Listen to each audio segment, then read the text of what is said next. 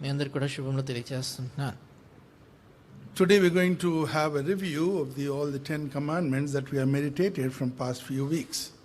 ఇది గత కొన్ని వారాలుగా మనం ధ్యానం చేస్తున్నటువంటి 10 ఆజ్ఞలన్నిటిని కూడా మరొకసారి వాటన్నిటిని సారాంశము వాటన్నిటిని ఒకసారి చూసుకుంటాం. For a meditation we look in Exodus chapter 20. We will read from 1 to 17 alternatively. మన ధ్యానం కొరకే నిర్గమాకాండం 20వ అధ్యాయము 1 నుండి 17 వచనాల్ని మనం చదువుకుంటామండి.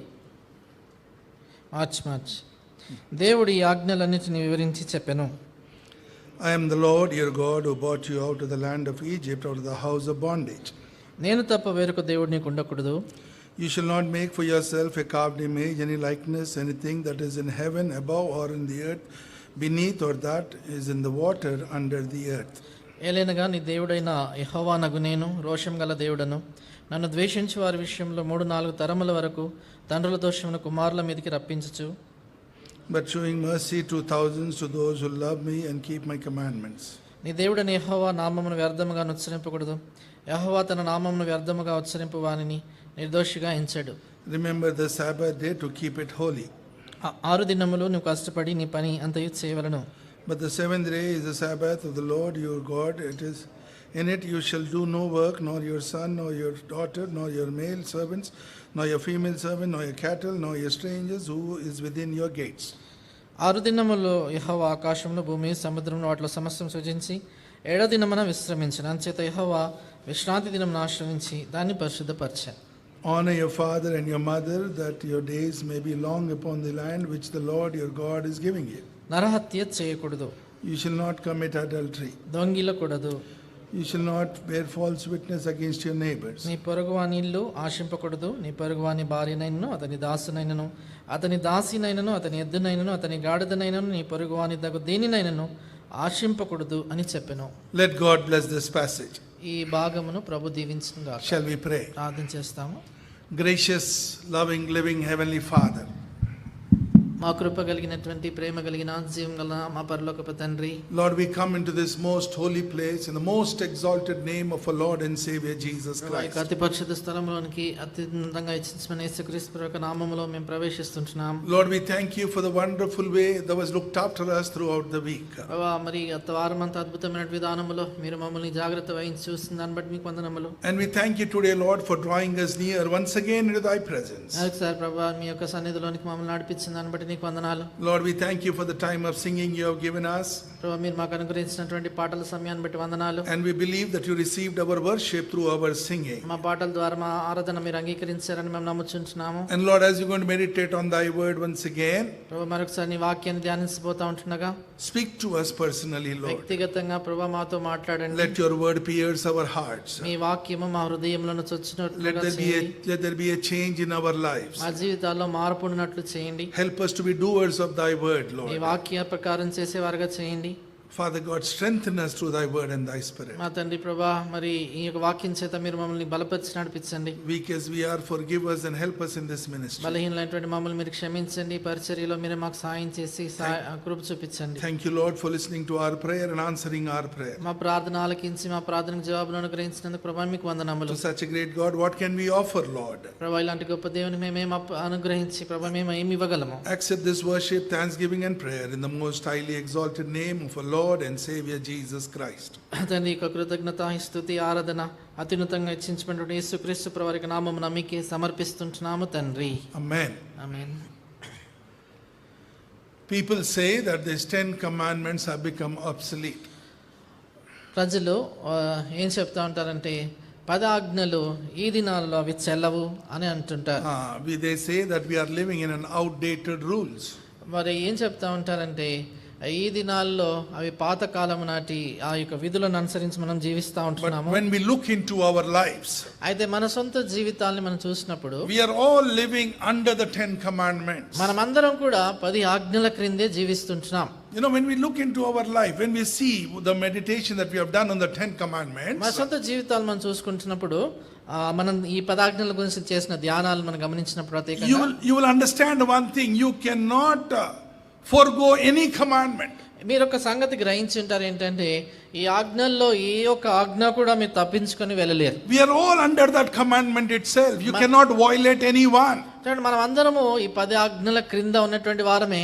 ఆ ఆజ్ఞలో దేన్ని కూడా మనము మీరజాలం. Nowadays, no one wants to be commanded. ఈ దినాల్లో ఏ ఒక్కరు కూడా ఆజ్ఞాపించబడడం వాళ్ళకి ఇష్టం So లేదు. commandments are out. అందుచేత ఆజ్ఞలు అనేటివి పాతకాలం నాటివి అంటారు. You know, we live in a time when what is right for me, you feel it is wrong for you. కనుక ఈ దినాల్లో ఎలాంటి కాలంలో మనం బ్రతుకుతా ఉంటున్నామంటే, నాకు ఏదైతే సరే అనిపిస్తుందో అది మీకు తప్పు అనిపించవచ్చు, దాంట్లో ఏమింది అంటారు. So the word of God says, ఆయన దేవుని వాక్యం అంటుంది, whatever it is, but it is relevant. These commandments are relevant for you even today, కనుక for me also. ఏదేమైనప్పటికీ కూడా ఈ 10 ఆజ్ఞలు అనేటువంటివి, దేవుని ఆజ్ఞలు అనేవి నేడు మనకు కూడా సంబంధితమైనటువంటివి, ఈ దినాల్లో కూడా ఆచరింపదగినవి. A little background about the commandments. ఈ ఆజ్ఞల గురించినటువంటి కొంత మరి వెనుక చరిత్ర. You know, these 10 commandments are given so that we can have a practical standard of life. కనుక చూడండి, 10 ఆజ్ఞలు ఎందుచేత ఇవ్వబడ్డాయంటే మన క్రియాశీలకంగా ఒక స్థాయిని అనుసరించి మనం జీవించాలని దేవుని ఆశ గనక. Why did God give these commandments? ఎందుకని దేవుడు ఈ ఆజ్ఞలు ఇచ్చాడు? You know, is it to save sinners? అంటే పాపులను రక్షించడానికా? It is not to save sinners. పాపులను రక్షించడానికి కాదు. You know, these Israelites were already in the covenant relationship with God. ఏం చేతంటే ఈ ఇశ్రాయేల్లో అప్పటికే దేవునితో ఆ నిబంధనలో అరుణినార సంబంధం ఉంది వాళ్ళకి. These laws cannot save a person. ఈ ఆజ్ఞలు ఒక వ్యక్తిని రక్షించలేవు. When look at Galatians chapter 3, గలతీ పత్రిక 3వ అధ్యాయం and verse 11. 11 3 and 11. గలతీ 3:11 అండి. గలతీ పత్రిక 3:11, ధర్మశాస్త్రం చేత ఎవడును దేవుని యొద్ద నీతిమంతుడని తీర్చబడుడని బడుడని సంగతి స్పష్టమే. So the word of God says very clearly అంటే దేవుని వాక్యం ఎంతో స్పష్టంగా చెబుతుంది, that we cannot be saved by the law. ధర్మశాస్త్రం చేత మనము రక్షణ పొందలేము. Then what is the reason that God gave this law to the Israelites? అలాగున్నప్పుడు మరి ఎందుకని ఇశ్రాయేలుకు దేవుడి యొక్క ఆజ్ఞలు ధర్మశాస్త్రం ఇచ్చాడు? You look at Deuteronomy chapter 5, ద్వితీయోపదేశకాండం 5వ అధ్యాయంలో చూస్తే 24th verse, 24వ వచనం, the word of God says, దేవుని వాక్యం it అంటుంది, is to reveal his glory and holiness. అక్కడ ఆయన యొక్క ఘనతను, ఆయన మహాత్యమును, పరిశుద్ధతను చూపించడానికి. It is to show how holy he is. అంటే ఆయన ఎంత పరిశుద్ధుడు అనేది చూపించడానికి. It is to show us what is the standard of living that we should have. గనుక మనము కలిగి ఉండాల్సినటువంటి ఆత్మీయమైనటువంటి అంతస్తు ఎలాగ జీవించాలని చూపించడానికి. It is to reveal man's sinfulness. అది మానవుని యొక్క పాప స్థితిని చూపించడానికి. Well, Romans chapter 7 and verse 7. రోమాపత్రిక 7వ అధ్యాయం 7వ వచనాన్ని మనం చూసినట్లయితే, Romans 7 and verse 7. రోమాపత్రిక 7:7 అండి. రోమాపత్రిక 7వ అధ్యాయం 7వ వచనం, కాబట్టి ఏమందుము ధర్మశాస్త్రం పాపమాయనా? అట్లనే రాదు. ధర్మశాస్త్రం వల్లనే గాని పాపమనగా ఎట్టిదో నాకు తెలియకపోను. ఆశింపవద్దని ధర్మశాస్త్రం చెప్పనిడలా దురాశ అయిన ఎట్టిదో నాకు తెలియకపోను. I would not have known sin except through the law. కనుక ధర్మశాస్త్రము లేక ఆజ్ఞ ఉంటే తప్ప పాపం అంటే ఏంటో నాకు తెలియదు. It is to reveal the sinfulness of man. కనుక ఇది ఎందుకు ఇవ్వబడిందంటే మనుషుని యొక్క పాప స్థితిని చూపించడానికి కొరకై. God gave these commandments to the people of Israel. దేవుడు ఇశ్రాయేల్ ప్రజలకు ఈ యొక్క ఆజ్ఞ ఇచ్చాడు. So that to show everyone they were chosen people, they were separated people. So అందరికి చూపించడానికి, వీరు ఏర్పరచబడినటువంటి ప్రజలని, ప్రత్యేకమైనటువంటి ప్రజలని చూపించడానికి. Well, look at Deuteronomy chapter 4. ద్వితీయోపదేశకాండం 4వ అధ్యాయం And read verse 1. మొదటి The వచనంలో word of God says, దేవుని వాక్యం it is to అంటుంది, give Israel a standard of godly living. అక్కడ ఇశ్రాయేలుకి దైవ భక్తి గలటువంటి జీవిత ప్రమాణాలు ఏంటో వారికి చూపించడానికి కొరకై ఆయన చెప్పాడు. Deuteronomy. ద్వితీయోపదేశకాండం 4:1 అండి. చదవండి. ద్వితీయోపదేశకాండం 4:1, కాబట్టి ఇశ్రాయేలులారా మీరు బ్రతికి మీ పితరుల దేవుడైన యెహోవా మీకు ఇచ్చుచున్న దేశంలోనికి పోయి స్వాధీనపరుచుకున్నట్లు మీరు అనుసరింపవలసిన విధులను కట్టడలను నేను మీకు బోధించుచున్నాను వినుడి. And 5:29. 5:29 అండి. 5:29, వారికిని వారి సంతానమునకు నిత్యమును క్షేమము కలుగునట్లు వారు నాయందు భయభక్తులు కలిగి నా ఆజ్ఞలన్నిటిని అనుసరించు మనసు వారికుండిన మేలు. To give Israel a standard of godly living. దైవ భక్తి కలిగినటువంటి జీవిత ప్రమాణాలు ఏ రీతిగా వారు జీవించాలనేది వారికి నేర్పించడానికి దేవుడు ఆజ్ఞలు ఇచ్చాడు. Galatians 5:24 says, గలతీ పత్రిక 5:24లో ఉంది, to prepare the people of Israel to know the Lord, the coming of the Lord. కనుక ఇశ్రాయేలు ప్రజలు వారికి క్రీస్తు రాకడ లేక ప్రభు ఎప్పుడు వస్తాడు అనేది ఆ సిద్ధపాటు కొరకు ఆయన ఇచ్చాడు. So for this reason God gave these commandments. గనుక ఈ కారణాల నిమిత్తమై దేవుడు ఆజ్ఞలు ఇచ్చాడు. And this law, this commandments that God has given us, it is like a mirror for you and me. దేవుడు మనకు అనుగ్రహించినటువంటి ధర్మశాస్త్రం ఈ యొక్క ఆజ్ఞలన్నీ కూడా నీకు నాకు అద్దం లాంటివి. It reveals our sins. మన పాపములను అది చూపించేది. Imagine if we do not know that you shall not murder. చూడండి, ఉదాహరణకి నువ్వు నరహత్య చేయకూడదు అనేటువంటి సంగతి నీకు తెలియదు అనుకో. We don't know, it is not in the law. అది ధర్మశాస్త్రంలో లేదు, అది మనకు తెలియదు అనుకోండి. So what happens? We will not consider it as sin. అప్పుడేమవుతుందంటే దాన్ని మనం పాపంగా ఎంచము. We start murdering one another. ఒకరినొకరు హత్య చేసుకోవడం మొదలు పెడతాం. Because it is in the law. అయితే ఆ ఆజ్ఞల్లో ధర్మశాస్త్రం ఉంది కనుక For that reason we understand it is wrong to commit a murder. ఆ కారణాన్ని బట్టి నరహత్య చేయటం అనేటువంటిది తప్పు, పాపం అనేది మనం గుర్తెరుగుతున్నాం. And if you have committed such a crime, అలాంటి నేరంగా నువ్వు చేసినట్లయితే ఆ నేరాన్ని గురించి ఆలోచించినప్పుడు it reveals your sin. అది నీ పాపమును మీకు జ్ఞాపకం It చేస్తుంది, reveals చూపిస్తుంది. that you have done something wrong. అంటే నువ్వు ఏదో పొరపాటు తప్పిదం చేసావని నీకు చూపిస్తుంది. So the word of God makes things very clear. These commandments were given to us to have a standard of living. కనుక దేవుని యొక్క వాక్యం ఎంతో స్పష్టంగా చెబుతుంది ఏంటంటే ఈ ఆజ్ఞలు ఇవ్వబడిన కారణం ఏంటంటే ఆత్మీయమైనటువంటి భక్తి కలిగినటువంటి అంతస్తు ఏంటి, ఎలాగ మనం జీవించాలి అని మనకు చూపించడానికి. Galatians గలతీ పత్రిక chapter 3 3వ అధ్యాయము and verse 24. 24వ వచనం. Therefore the law was our tutor to bring us to Christ, that we might be justified by faith. కాబట్టి మనం విశ్వాసం మూలమున నీతిమంతులమని తీర్చబడినట్లు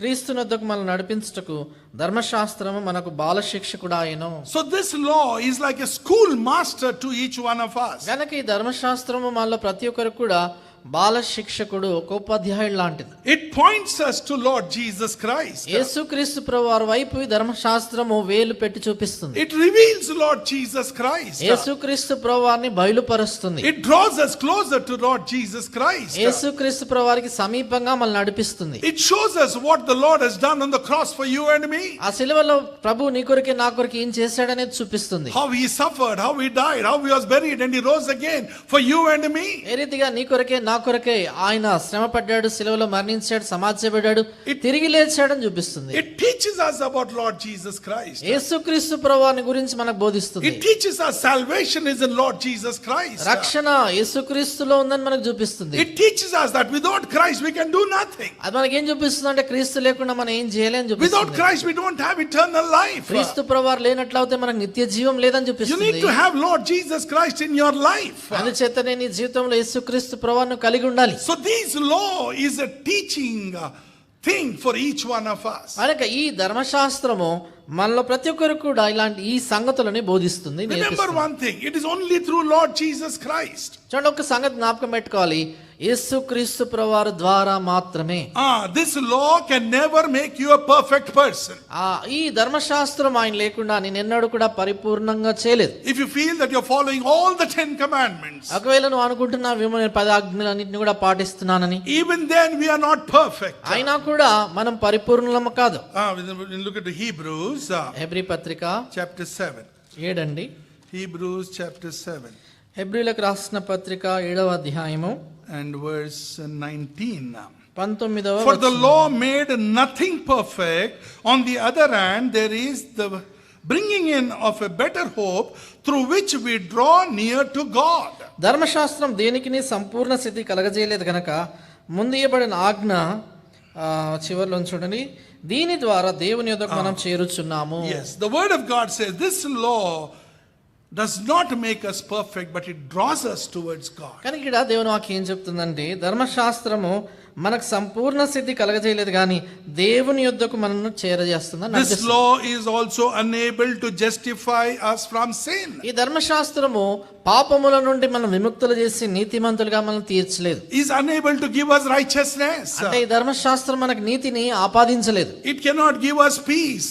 మనకి సమాధానాన్ని ఇవ్వలేదు. It cannot give us life. మనకి జీవాన్ని ఇవ్వలేదు. But one thing you remember, in Christ all this is possible. ఐదవ సంగతి గుర్తుంచుకోవాలి ఏంటంటే క్రీస్తునందు నందు ఈ సంగతులన్నీ కూడా తొలగిపోయాయి. Everything is fulfilled in Lord Jesus Christ. అంటే యేసుక్రీస్తు ప్రభులో అన్నీ నెరవేర్చబడ్డాయని. Look at again Galatians 3. మరొకసారి గలతీ 3 అండి, When you read 24, 24 the చదివితే word of God says, దేవుని He వాక్యంలో took away the demands of the law for our lives. అక్కడ మన జీవితంలో ధర్మశాస్త్రం ఏదైతే మన నుంచి కోరుతుందో వాటన్నిటిని కూడా ఆయన తీసివేశాడు. Galatians 3:24. గలతీ పత్రిక 3:24 అండి. కాబట్టి మనం విశ్వాసం మూలమున నీతిమంతులమని తీర్చబడినట్లు క్రీస్తునొద్దకు మనల్ని నడిపించుటకు ధర్మశాస్త్రము మనకు బాలశిక్షకుడు ఆయను. So the word of God says, He fulfilled the whole law. కనుక దేవుని వాక్యం ఏం చెప్తుందంటే ఆయన ధర్మశాస్త్రం అంతటినీ కూడా నెరవేర్చాడు. Galatians 4:4. గలతీ పత్రిక 4:4. చదవండి. అయితే కాలము పరిపూర్ణమైనప్పుడు దేవుడు తన కుమారుని పంపెను. ఆయన స్త్రీ యందు పుట్టి మనం దత్తపుత్రులం కావాలని ధర్మశాస్త్రమునకు లోబడి ఉన్న వారిని విమోచించుటకై ధర్మశాస్త్రమునకు లోబడిన వాడు ఆయను. So Lord Jesus came down onto this world to fulfill this law for you and me.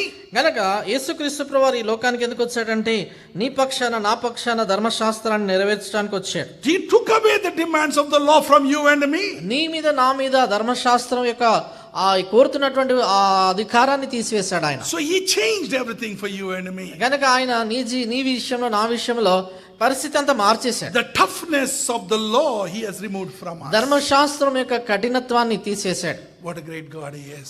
గనక ఎంత గొప్ప దేవుడు ఆయన. And He has made life very simple for you and me. అంచేత ఇప్పుడు ఆయన నీవు నేను జీవించడానికి కొరకైన జీవితాన్ని ఎంతో సులభంగా ఆయన ఎంతో సులువుగా చేశాడు. Lord Jesus did not come to abolish the law, but to fulfill the law. చూడండి, యేసుక్రీస్తు ప్రభువారు ధర్మశాస్త్రాన్ని కొట్టివేయడానికి రాలేదు కానీ ధర్మశాస్త్రం నెరవేర్చడానికి వచ్చాడు. To carry it out, to make it full. ధర్మశాస్త్రం నెరవేర్చడానికి కొరకై ధర్మశాస్త్రాన్ని పరిపూర్ణం చేయడానికి వచ్చాడు. So when we are in Christ, కనుక ఎప్పుడైతే మన క్రీస్తులో ఉంటామో these 10 commandments become more relevant to each one of us. ఈ 10 ఆజ్ఞలు అనేవి మనలో ప్రతి ఒక్కరు కూడా మరి అవి సంబంధించినవిగా అవుతాయి. That's what 1 Corinthians 11:1 says. We need to imitate Christ. అదే 1 కొరింథీ 11:1 రాయబడింది కదా, మనము క్రీస్తు ప్రభుని పోలి నడుచుకోవాలి. And when in the Lord Jesus, when He was on this earth, He summed up all these 10 commandments in 2. యేసు ప్రభువారు భూమి మీద ఉన్నప్పుడు ఈ 10 ఆజ్ఞలన్నింటినీ కూడా ఆయన క్రోడీకరించి 2 ఆజ్ఞలుగా చేశాడు. Matthew 22, మత్తయి సువార్త 22 అండి, 35 to 40. 35 నుండి 40. Matthew 22, మత్తయి సువార్త 22, 35 to 40. 35 నుండి 40 చదవనా. చదువుకుంటాం. వారిలో ఒక ధర్మశాస్త్రోపదేశకుడు ఆయనను శోధించు బోధకుడా, ధర్మశాస్త్రంలో ముఖ్యమైన ఆజ్ఞ ఏదని అడిగాను. అందుకు ఆయన నీ పూర్ణ హృదయంతోను నీ పూర్ణాత్మతోను నీ పూర్ణ మనస్సుతోను నీ దేవుడైన ప్రభును ప్రేమింపవలనన్నదయే. ఇది ముఖ్యమైనదియు మొదటిదియునైన ఆజ్ఞ. నిన్ను వలె నీ పొరుగువాని ప్రేమింపవలను 2వ ఆజ్ఞయు దాని వంటిదే. ఈ 2 ఆజ్ఞలు ధర్మశాస్త్రం అంతటికిని ప్రవక్తలకును ఆధారమై ఉన్నవని అతనితో చెప్పెను. So the word of God says, అందుకని దేవుని వాక్యం చెప్తుంది, Lord Jesus summed up all these 10 commandments into 2. యేసుక్రీస్తు ప్రభువారి యొక్క 10 ఆజ్ఞలన్నింటినీ కూడా ఆ సారాంశంగా 2 ఆజ్ఞల్లో వాటిని పొందుపరిచాడు. You know, the word of God says, దేవుని వాక్యం అంటుంది, what Lord Jesus meant there was, అంటే ఇక్కడ యేసు ప్రభువారు ఏం చెప్పబోతున్నాడు if you love God, మీరు కానీ దేవుని ప్రేమించగలిగితే then you will keep the first 4 commandments. అప్పుడు మీరు మొదటి 4 ఆజ్ఞలను పాటించగలుగుతారు. If you love your neighbor, మీరు మీ పొరుగు వారిని ప్రేమించగలిగితే then you will keep these balance 6 commandments. అప్పుడు మీరు మిగిలినటువంటి 6 ఆజ్ఞల్ని కూడా నెరవేర్చగలుగుతారు. So when you love God, కనుక మీరు దేవుని you ప్రేమించినప్పుడు will keep these commandments. ఈ ఆజ్ఞల్ని మీరు నెరవేరుస్తారు. That means these 2 they are having 10 in it. కనుక దాని అర్థం ఏంటంటే ఈ రెండు ఆజ్ఞల్లో 10 ఆజ్ఞలు కూడా దాని లోపల ఉన్నాయి. These 10 commandments are not a ladder for salvation. ఈ 10 ఆజ్ఞలు రక్షణ కొరకైనటువంటి నిచ్చెన కాదు.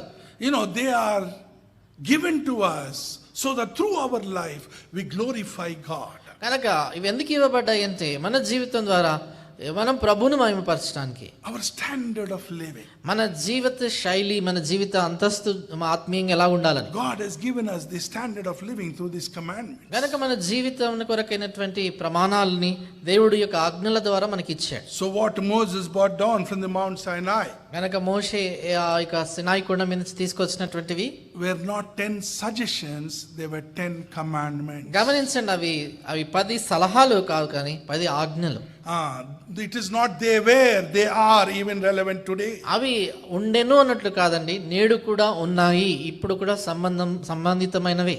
10 commandments 10 ఆజ్ఞలు is what we were meditating from the last 11 weeks. గత 11 వారములుగా మనం వీటిని ధ్యానిస్తుంటున్నాం. Getting to the first commandment. మొదటి ఆజ్ఞ మనం చూస్తే Exodus chapter 20, నిర్గమాకాండం 20 1, 2 and 3. 1, 2, 3 You వచనాలు. shall have no other God before me.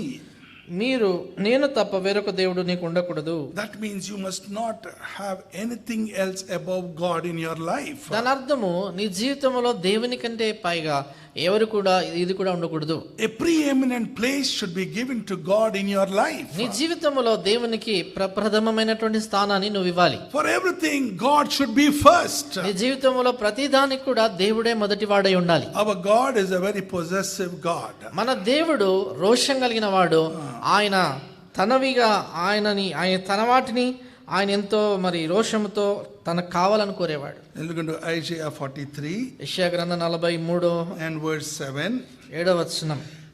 Everyone who is called by my name, whom I have created for my glory, I have formed him, yes, I have made him. నా మహిమ నిమిత్తము 43:7 యెషయా, నా మహిమ నిమిత్తము నేను సృజించిన వారిని, నా నామము పెట్టబడిన వారిని అందరినీ తెప్పించుము, నేనే వారిని కలగజేస్తుని, వారిని పుట్టించినవాడు నేనే. I have created them from my glory. నా మహిమ నిమిత్తము నేను వారిని సృజించాను అంటాడు. When you come to Isaiah 42 యెషయా 42కి వచ్చినప్పుడు and verse 8, 8లో I am the Lord, that is my name, and my glory I will not give to another, nor my praise to carved images. యెహోవాను నేనే, ఇది నా నామము, ఇదే నా నామము, మరి ఎవనికి నా మహిమను నేను ఇచ్చేవాడను కాను, నాకు రావలసిన స్తోత్రమును విగ్రహములకు చెందనీయను. So he is a very possessive God. కనుక ఆయన ఎంతో రోషము కలిగినటువంటి దేవుడు. He says, you are my glory, ఆయన అంటాడు, మీరే నా మహిమ, and I will not give my glory to another. కనుక నా మహిమను నేను ఇతరులకు ఇవ్వనంటాడు. And he also says, nor my praise to carved images. తర్వాత అంటాడు, నాకు రావలసిన స్తోత్రమును విగ్రహములకు చెందనీయను. Nothing should be above God in your life. అంటే నీ జీవితంలో దేవుని కంటే పైగా ఏది ఉండకూడదు. You shall have no other God before me. నాకు నేను తప్ప వేరొక దేవుడు నీకు ఉండకూడదు. So you need to examine yourself. అందుచేత నిన్ను పరీక్షించుకో. What is that is taking the first place in your life? నీ జీవితంలో మొదటి స్థానాన్ని ఏది తీసుకుంటుంది? Is it your family, నీ కుటుంబమా, a job, ఉద్యోగమా, a salary, లేక జీతమా, or your health, లేక ఆరోగ్యమా, whatever it is? అదేమైనా కానీ Nothing should take the place of God in your life. నీ జీవితంలో దేవుని స్థానాన్ని ఏది కూడా తీసుకోకూడదు. That is the first commandment. అది మొదటి ఆజ్ఞ. That is what God expects from you and me. నీ యొద్ద నుండి నా యొద్ద నుండి దేవుడు ఆశిస్తుంది అదే. We cannot have anything above God. దేవునికి పైగా ఆయన మించి మనం ఏది కలిగి ఉండలేం. Genesis 1:1 says, in the beginning God. ఆదికాండం 1:1 రాయబడింది, ఆది యందు దేవుడు. That's all. ఇంకంతే, Nothing else. ఇంకేం లేదు. Our life should start with God. మన జీవితము దేవునితో ఆరంభం Our కావాలి. thinking with God. మన ఆలోచన దేవునితో, Our approach to life with God. మన జీవిత పందా దేవునితో Our ఆరంభించాలి. decisions with God. మన తీర్మానాలు దేవుని బట్టే. First, it should be God. కనుక మొదట దేవుడై ఉండాలి. And God is giving this as a command. కనుక దేవుడు దీన్ని ఒక ఆజ్ఞగా ఇస్తున్నాడు. It is not a suggestion. అదొక సలహా కాదు. It is not that do it if you can or don't do it. నీకు వీలవుతే చేయండి లేకపోతే లేదు అన్నట్లు కాదు. It is a command from God. దేవుని యొద్ద నుండి ఉన్నటువంటి ఆజ్ఞ ఇది. You shall have no other God before me.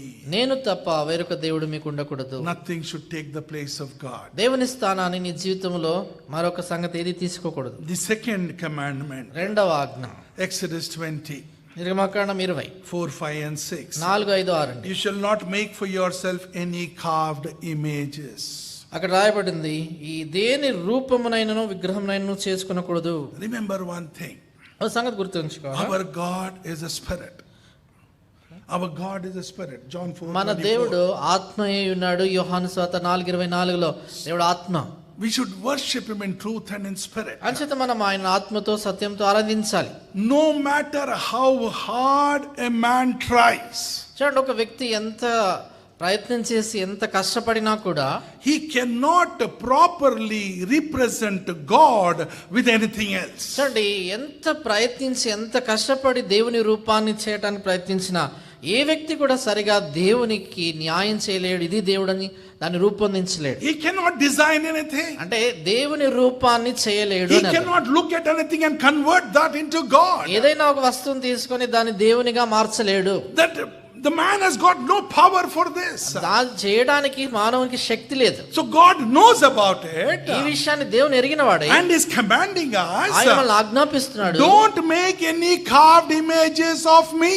ఆయన అంటాడు, నా రూపమును పోతపోల్సిన విగ్రహాలని నా రూపంగా మీరు No చేసుకునకూడదు. images, no photographs, nothing ఇలాంటి can represent God. కనుక ఇలాంటి బొమ్మలు గాని, ఇలాంటి చిత్రములు గాని, ఈ పట్టములు గాని దేవుని రూపాన్ని చూపించలేవు. Let's look into Romans గనక chapter 1.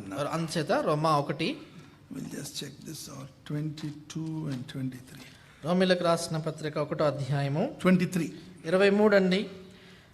And change the glory of the incorruptible God into an image made like corruptible man and birds and four-footed animals and creeping things. వారు అక్షయుడకు దేవుని మహిమను 22-23. 22-23 అండి.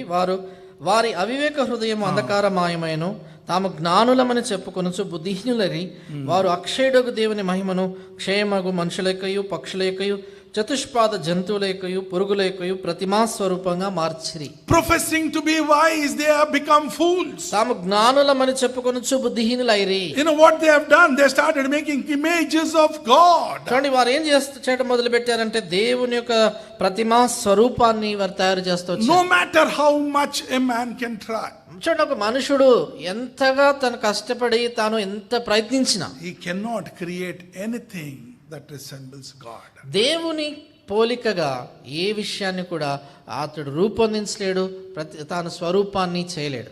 Third commandment, 3వ ఆజ్ఞ, Exodus 20 and verse 7. నిర్గమాకాండము 27. You shall not take the name of your God in vain. నిర్గమాకాండం 27 అండి. నీ దేవుడని యెహోవా నామమును వ్యర్థముగా ఉచ్చరింపకూడదు. This speaks about the misuse and the bad use of God's holy name. ఇది దేవుని పరిశుద్ధ నామాన్ని దుర్వినియోగం చేయటము, దేవుని యొక్క పరిశుద్ధ నామాన్ని సులువుగా మరి తేలికగా మరి దాని విలువ లేకుండా ఉపయోగించటం.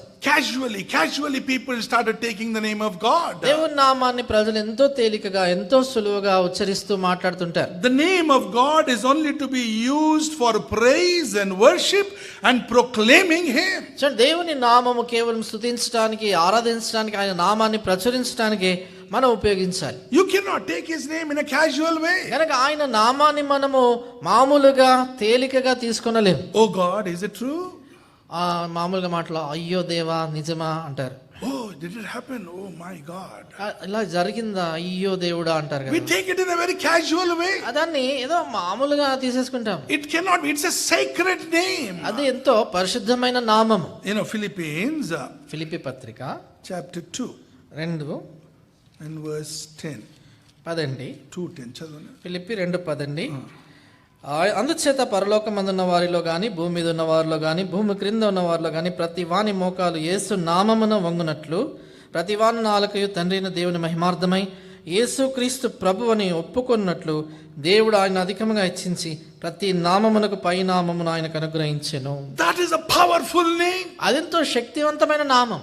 Yeah, how can you take that name in vain? అలాగున్నప్పుడు ఆ నామాన్ని వ్యర్థంగా మనం ఎలా ఉచ్చరిస్తాం? Every knee shall bow at the name of Jesus. యేసు ప్రభువారి యొక్క నామం ఎదుట ప్రతి మోకాలు వంగుతుంది. Every tongue shall confess of Lord Jesus Christ. ప్రతి వాని నాలుక యేసుక్రీస్తు ప్రభు అని ఒప్పుకుంటుంది. Such a big name. అలాంటి గొప్ప Such an నామం, almighty name. అలాంటి సర్వశక్తిగల నామం, Powerful name. శక్తిగల నామం, Sacred name. పవిత్రమైన How నామం. can you take it casually? దాన్ని ఎలాగున మనం సాదాసీదాగా You తీసుకోగలం? cannot take the name of God in vain. కనుక దేవుని నామాన్ని వ్యర్థముగా మనం ఉచ్చరింపకూడదు.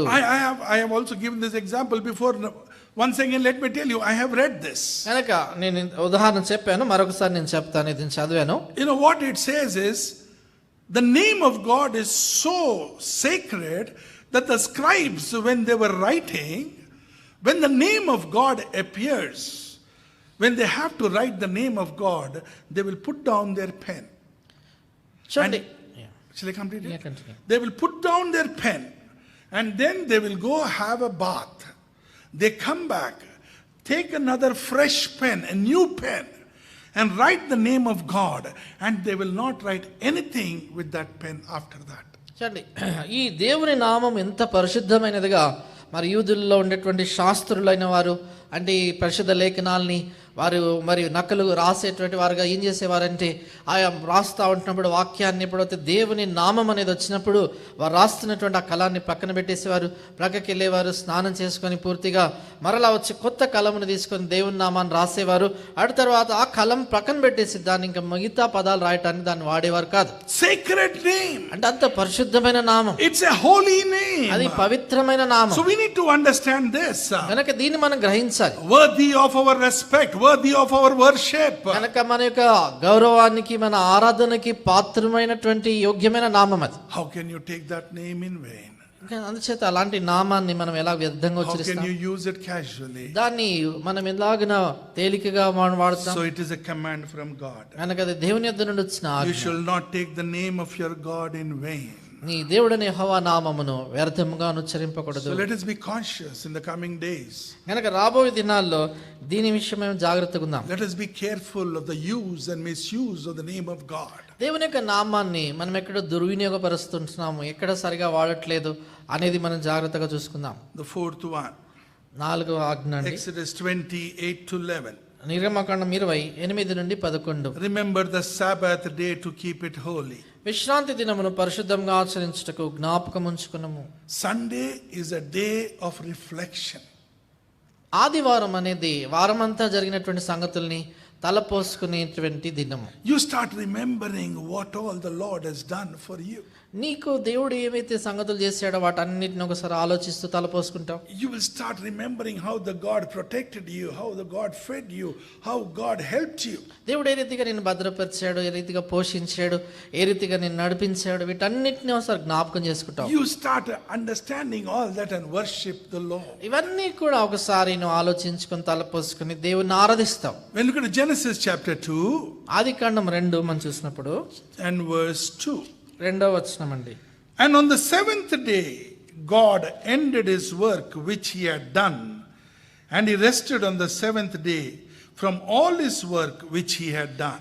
దేవుడు తాను చేసిన తన పని 7వ దినములోగా సంపూర్తి చేసి తాను చేసిన తన పని అంతటి నుండి 7వ దినమున విశ్రమించెను. And when we look into 131 of Genesis, Adikandam 1:31, the word of God says, Then God saw everything that he had made, and indeed it was very good. So the evening and morning were the sixth day. దేవుడు తాను చేసినది యావత్తును చూచినప్పుడు అది చాలా మంచిదిగా ఉండెను. అస్తమయమును ఉదయమును కలగగా 6వ దినమాయెను. God looked at everything what he did, దేవుడు తాను చేసిన యావత్తును కూడా ఒకసారి చూశాడు. and he was happy. చూసినప్పుడు ఎంతో And సంతోషించాడు. then he rested on the seventh day. అప్పుడు 7వ దినాన ఆయన విశ్రాంతి So తీసుకున్నాడు. for us it is a privilege మనకిది ఆధిక్యత. to look back what the Lord has done. దేవుడు చేసిన దాన్ని ఒకసారి వెనకకి తిరిగి చూడటం. The great gift of salvation he has given you in Christ Jesus. క్రీస్తు యేసులో ఆయన మనకి ఇచ్చినటువంటి గొప్ప రక్షణ అనేటువంటి వరం, The protection he has given you. ఆయనకి ఇచ్చినటువంటి భద్రత, కాపుదల, Every need is looked after. నీ ప్రతి అవసరతను గురించి ఆయన జాగ్రత్త He వహించాడు. has kept us alive. ఆయన మన సజీవులుగా ఉంచాడు. Remembering all this, ఇవన్నీ జ్ఞాపకం ఉంచుకొని you worship the Lord. నువ్వు ప్రభువును ఆరాధిస్తావు. You come on this Sunday. Sunday is a day that God has given or sanctified that day for his children to gather and worship him. కనుక ఆదివారం దినం ఎలాంటి దినం అంటే ఆ దినాన దేవుని ప్రజలు పరిశుద్ధులు వచ్చి ఆయన చేసిన వాటిని అన్నింటిని కూడా తలపోసుకుని ఆయన ఆరాధించేటువంటి దినం అది. Across the globe it was set like that. కనుక భూగోళం అంతటా ఎక్కడైనా కూడా ఈ విధానంలో దేవుడు నిర్ణయించాడు. So that that day his children will gather together. కాబట్టి ఆ దినాన తన ప్రజలు తన పిల్లలు కూడి రావాలని. And the other days you are in your house, you worship the Lord there itself. మిగతా దినాల్లో మీ గృహాల్లో ఇళ్లలో ఉన్నప్పుడు అక్కడ కూడా దేవుని మీరు ఆరాధించాలి. But what is happening nowadays? అయితే నేటి దినాల్లో ఏం Satan జరుగుతుంది? is trying to come and take this away from us. సాతానుడు వచ్చి మన జీవితాల నుంచి తీసుకొని మరి ఎత్తుకొని పోవాలని కోరుతున్నాడు. Most of our near and dear ones are working on Sundays. మనలో చాలా మంది మన ప్రియులు ఆదివారం దినాన పని చేస్తున్నారు. Some are working to make more money on a Sunday. ఆదివారం ఎక్కువగా డబ్బు వస్తుందనే దానితో వారు ఉద్యోగాలు చేస్తున్నారు. ఇంకా What a pity it is. ఎంత బాధకరమైన సంగతి అండి. Let us be careful. కనుక జాగ్రత్తగా ఉందాం ఈ విషయం. It's a holy day, ఇది పరిశుద్ధమైన దినం, a Sabbath day for us. అది మన కొరకే విశ్రాంతి దినం. You call it Sunday, దాన్ని nowadays they are calling it weekends. కనుక దాన్ని ఆదివారం అంటే ఈ దినాల్లో వారాంతము అంటారు. They are no more serious about that. అంటే దాని గురించి ఆ తీవ్రత అనేది ఇంకా లేదనమాట. To gather as an assembly, to gather together as a children of God. దేవుని ప్రజలుగా సమాజముగా కూడి రావటం అనే దాని గురించినటువంటి ఆ గంభీరమైన తలంపు పోతా ఉంది. Hebrews 10:25. హెబ్రీ పత్రిక 10:25 అండి. Not forsaking the assembling of ourselves together, and is the manner of some, but exhorting one another, and so much the more as you see the day approaching. 10:25 కొందరు మానుకొనుచున్నట్టుగా సమాజముగా కూడుట మానక ఒకరినొకడు హెచ్చరించు ఆ దినం సమీపించటము చూచిన కొలది మరీ ఎక్కువగా అలాగు చేయుడి అంటే. So these four commandments, ఈ 4 ఆజ్ఞలు where Lord Jesus is summed up in one commandment, యేసు ప్రభువారు చెప్పినప్పుడు ఒకే ఆజ్ఞలో ఈ 4 ఆజ్ఞల్ని కూడా ఆయన అందులో ఉంచాడు. These 4 commandments pertain to God. ఈ 4 ఆజ్ఞలు దేవునికి సంబంధించినవి. And when you come to that personal life between you and your neighbor, తర్వాత నీ వ్యక్తిగత జీవితము నీవు నీ పొరుగువాడికి సంబంధించినవి. for that also he gave some commandments. దాని కొరకు కూడా ఆయన కొన్ని ఆజ్ఞలు ఇచ్చాడు. The 5th commandment, 5వ ఆజ్ఞ Exodus 20 నిర్గమాకాండం 20 and verse 12. అండి. Honor thy father and mother. నీ తండ్రిని నీ తల్లిని సన్మానించుము. So this is a basic thing. I don't think people need to remind us that you need to obey your parents, look after them. కనుక ఇది చూడండి సామాన్యంగా మూల పాఠం లాంటిది. ఎవరైనా వచ్చి మీ తల్లిదండ్రులు గౌరవించాలి, తల్లిదండ్రులు చూసుకోవాలని చెప్పాల్సిన అవసరం లేదనుకుంటా. But God understood that we are going to misuse this also, so he made it a command. కనుక దేవుడు ఆయన ముందుగా గ్రహించాడు ఏంటంటే దీన్ని కూడా మనం దుర్వినియోగం చేస్తాము అనేది ఎరిగిన వాడే ముందుగానే దాని ఒక ఆజ్ఞగా ఇచ్చాడు. These people will definitely violate this law. కనుక ఈ ప్రజలు ఖచ్చితంగా ఈ ఆజ్ఞను మీరుతారు అని తెలుసు. They will leave their parents. వాళ్ళ తల్లిదండ్రులను They విడిచిపెడతారు. will not look after them. తల్లిదండ్రులను చూసుకున్నారు. So he made it a command. అందుకనే దాని ఒక ఆజ్ఞగా చేశాడు. Honor thy father and mother. నీ తండ్రిని తల్లిని సన్మానించుము. And Lord Jesus was an example for all this. దీనంతటి కొరకే యేసుక్రీస్తు ప్రభువారు ఒక మాదిరిగా ఉన్నాడు. 2 and verse 8 of Philippians. Philippi పత్రిక 2:8 అండి.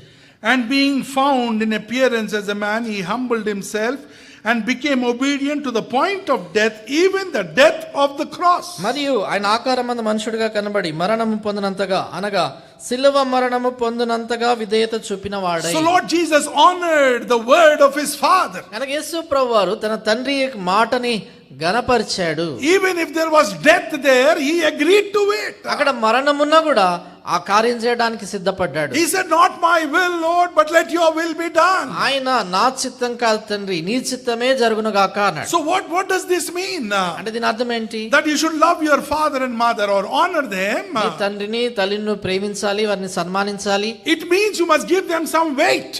దాని అర్థం ఏంటంటే మీరు వారికి కొంత విలువ ఇవ్వాలి. You must hold them as valuables. వారిని మీరు అమూల్యమైన వాళ్ళగా మీరు ఎంచాలి. You must hold them in high respect. వారికి ఎంతో ఉన్నతమైనటువంటి గౌరవాన్ని ఇచ్చి వారిని మీరు చూడాలని. And this commandment has got one more thing added. There is a blessing. కనుక ఈ ఆజ్ఞలో మరొక సంగతి జత చేయబడింది ఏంటంటే దాంతో పాటు ఒక ఆశీర్వాదం ఉంది. 20 and verse 12.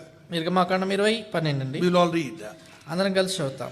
Honor your father and your mother, and your days may be long upon the land which the Lord your God is giving you. There is a blessing added to this. దీంతో పాటు ఒక ఆశీర్వాదం జత చేయబడింది. It doesn't mean just honor your father and mother, that's it.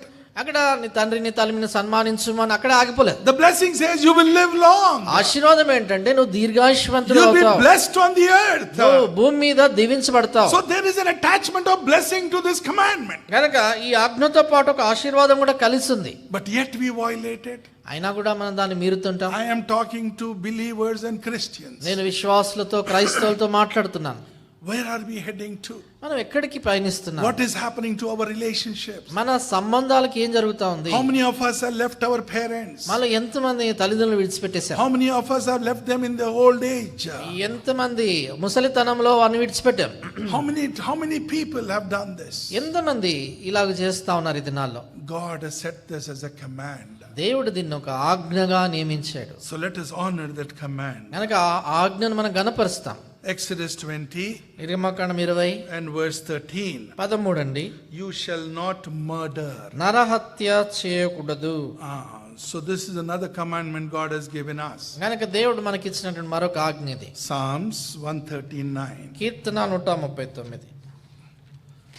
Psalms 139. 139వ Keerthana 13 to 16 చదవండి. 13 నుండి 16 చదువుతున్నాను. నా అంతరంద్రియమును నీవే కలగజేస్తేవి, నా తల్లి గర్భమందు నన్ను నిర్మించిన వాడు నీవే. నీవు నన్ను కలగజేసిన విధము చూడగా భయమును ఆశ్చర్యం నాకు పుట్టుచున్నవి. అందును బట్టి నేను కృతజ్ఞతాస్తుతులు చెల్లించుచున్నాను. నీ కార్యములు ఆశ్చర్యకరములు, ఆ సంగతి నాకు బాగుగా తెలిసి ఉన్నది. నేను రహస్యమందు పుట్టిన నాడు, భూమి యొక్క అగాధ స్థలములో విచిత్రముగా నిర్మింపబడిన నాడు, నాకు కలిగిన ఎముకలను నీకు మరుగై ఉండలేదు. నేను పిండమునై ఉండగా నీ కనులను చూచెను. నియమింపబడిన దినములు ఒకటైనా కాకమునిపే నా దినములన్నీ నీ గ్రంథములో లిఖితములాయెను. So the word of God says అంటే దేవుని వాక్యం ఇక్కడ చెప్తుంది, that for you have found my inward parts, you covered me in my mother's womb. అక్కడ రాయబడినటువంటి మాట మీరు గమనించినట్ల అక్కడ చూడండి, ఆయన అంటాడు, నేను పిండమునై ఉండగా నీ కళ్ళను చూచెను, నా తల్లి గర్భములో నీవు నన్ను నిర్మించావు, నన్ను ఆవరించావు అంటాడు. It is God who has created us. అంటే ఆ దేవుడే మనల్ని నిర్మించాడు. When look into Genesis 1 and verse 27, Adikandam 1:27 the word of God says, దేవుని వాక్యం so అంటుంది, God created man in his own image, in the image of God he created him, male and female he created them. దేవుడు తన స్వరూపమందు నరుని సృజించెను, దేవుని స్వరూపమందు వారిని సృజించెను, స్త్రీని గాను పురుషుని గాను వారిని సృజించెను. And then the seventh verse, Genesis 2 and verse 7. ఆదికాండం 2:7 అండి. And the Lord God formed a man of the dust of the ground and breathed into his nostrils the breath of life, and the man became a living being. దేవుడైన యెహోవా నేల మట్టితో నరుని నిర్మించి వారి నాసికారంధ్రములో జీవవాయువు నూదగా నరుడు జీవాత్మ ఆయను. So what am I trying to tell you? అందుకని ఏం చెప్పగోరుతున్నాను The మీకు? commandment says you shall not murder. ఈ ఆజ్ఞ చెప్తుంది నరహత్య చేయకూడదని. So what I am trying to tell you is, ఇప్పుడు నేనేం చెప్తున్నాను? it is God who has created us. దేవుడే మనల్ని సృజించాడు. He has got all authority on us. అందుకనే మనపై సర్వ హక్కు దేవునికి ఉంది. If you murder anyone, అప్పుడు నువ్వు ఎవరినైనా హత్య that చేసినప్పుడు means you are intruding into God's territory. దాని అర్థం ఏంటంటే నువ్వు దేవుని పరిధిలోనికి ప్రవేశిస్తున్నావు. It is God who has created. దేవుడే ఒక మనిషిని సృజించాడు. When we look at Job chapter 1, యోబు 1 మనం చదువుతున్నప్పుడు, Job chapter 1 యోబు గ్రంథం 1వ అధ్యాయం and 21, if I am not mistaken. 21వ వచనము, చదవనా? నేను నా తల్లి గర్భములో నుండి దిగంబరినై వచ్చితిని, దిగంబరిన అక్కడ తిరిగి వెళ్ళెదను. యెహోవా ఇచ్చెను, యెహోవా తీసుకుని పోయెను, యెహోవా నామమునకు స్తుతి కలుగును గాక. It is his jurisdiction. కనుక ఆయన అధికారము అది, ఆయన తీసుకోవాలా తీసుకోవాలి. Life is given by God. జీవితము ప్రాణము అనేది దేవుని చేత ఇవ్వబడింది. And if it needs to be taken, it should be taken by the creator only. కనుక ప్రాణాన్ని తీసుకోవాలి అంటే ఒకసారి దాన్ని సృష్టికర్తనే తీసుకునే హక్కు How ఉంది. can you and I interfere there? కనుక ఆ పరిధిలోనికి నీవు నేను ఎలాగ How వెళ్ళగలుగుతాం? can you and I become a God on someone else's life? కనుక వేరే వారి జీవితము వారి ప్రాణం విషయంలో వారికి పైగా దేవుడుగా మనం ఎలాగలం? We have no authority. మనకి ఎలాంటి హక్కు లేదు. God has got all authority దేవునికే సర్వ హక్కు ఉంది. to keep us alive or to take us with him. ఈ లోకములో మనం సజీవులుగా ఉంచాలా తీసుకెళ్లిపోవాలా అనేది ఆయన హక్కు. So there is a command given to us. అందుకని మనకు ఆజ్ఞ ఇవ్వబడింది. Actually it says do not commit murder. నిజానికి నరహత్య చేయకూడదు అని ఉంది. It means do not enter my jurisdiction. అంటే వేరొక మాటల్లో నా న్యాయ పరిధిలోనికి నా హక్కులోనికి మీరు ప్రవేశించకండి. God is talking to us. కనుక దేవుడు మనతో మాట్లాడుతున్నాడు. And we have meditated on types of murders that day. కనుక మనం ఈ విషయం చూసుకుంటున్నప్పుడు ఆయా రకములైనటువంటి హత్య అంటే ఏంటనేది మనం చూసుకున్నాం. Different types of murders. వేరు వేరు రకములైనటువంటి హత్య చేయటం అంటే ఏంటో చూస్తూ వచ్చాం. I will touch only on one thing, suicide. దాంట్లో ఒకటి మనం ఈరోజు చెప్తాను ఏంటంటే ఆత్మహత్య. You have no authority.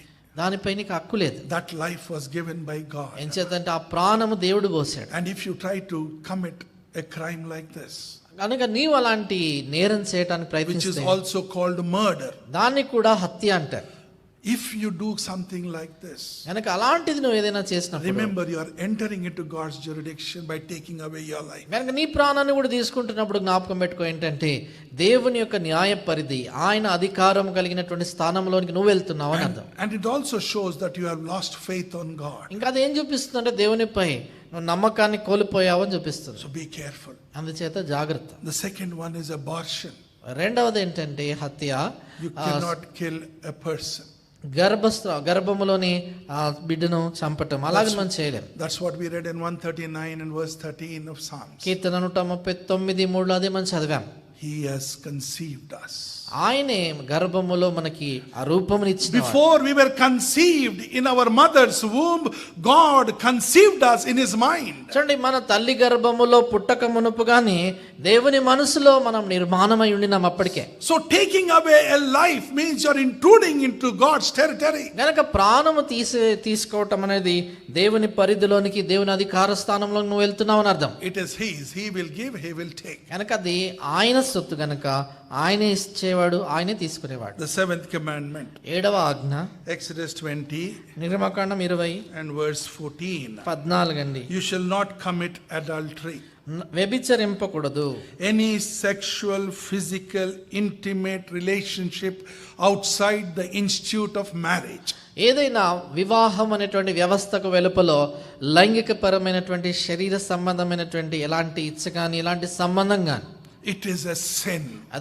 అది పాపం. It is adultery. దాన్ని వ్యభిచారం అంటారు. That means we are sinning against God. దాని అర్థము దేవునికి వ్యతిరేకంగా మనం పాపం చేస్తున్నాము అని. That's what we read about the life of Joseph, 39 Genesis. అదే మనం చదువుతాం ఆదికాండం 39వ అధ్యాయంలో యోసేపు He ran away from Potiphar's wife. Potiphar భార్య యొద్ద నుండి ఆయన పారిపోతాడు. And what did he say there? అక్కడ ఆయన ఏమంటాడు? How can I sin before God? నేను దేవునికి వ్యతిరేకంగా ఇంత గొప్ప పాపం ఎలాగ చేయగలను అంటాడు. That means he says if I do something like this, it is like sinning against God. దాని అర్థం ఆయన ఏం చెప్తున్నాడంటే నేను ఇలాంటి కార్యం ఏదైనా చేసినప్పుడు దేవునికి వ్యతిరేకంగా చేస్తున్నాను అంటాడు. That also indicates that God is seeing and watching you and me. అది ఇంకేం చూపిస్తుందంటే దేవుడు నిన్ను నన్ను గమనిస్తున్నాడు, చూస్తున్నాడు అని అర్థం. So let us be very careful. అందుకనే చాలా జాగ్రత్తగా ఉందాం. This is a dangerous sin.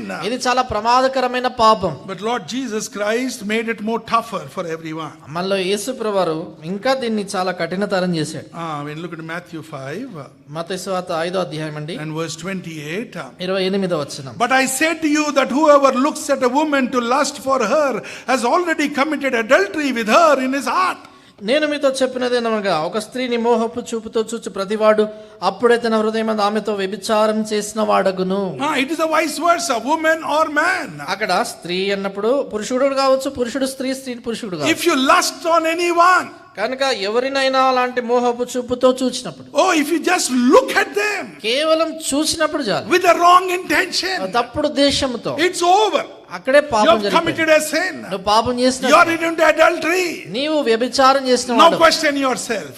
ఇప్పుడు నువ్వు ప్రశ్నించుకో, Now how is our life? మన జీవితం ఎలాగుంది, How are we thinking? మనం ఎలాగ ఆలోచిస్తున్నాం, How is that second look that you are giving?